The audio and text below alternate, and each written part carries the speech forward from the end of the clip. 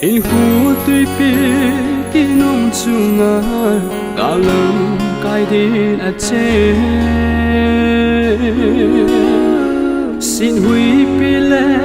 TWIPI nong chu Palding achen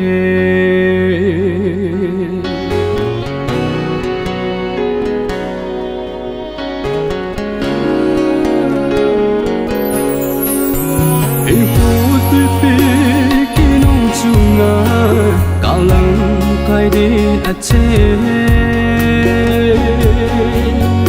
xin Huipi le TWIPI nong chu Palding achen Huipi le TWIPI kichat Kapal ngampoi atin Hin Pakaiyin kicha Kalhonpi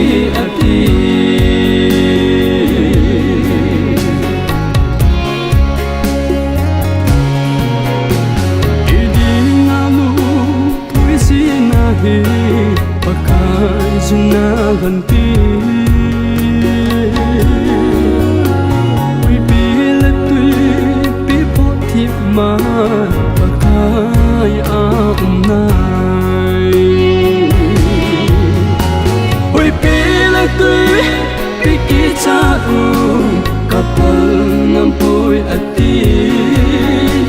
Hin Pakaiyin kicha Kalhonpi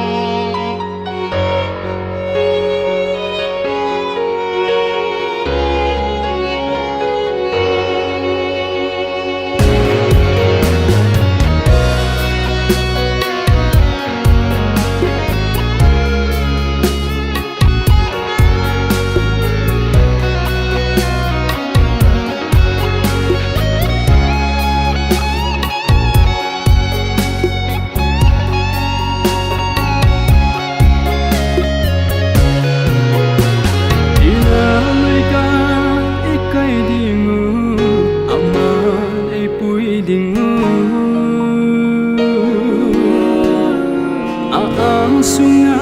xin Huipi giờ kiling ta lâu đi Huipi le TWIPI kichat Kapal ngampoi atin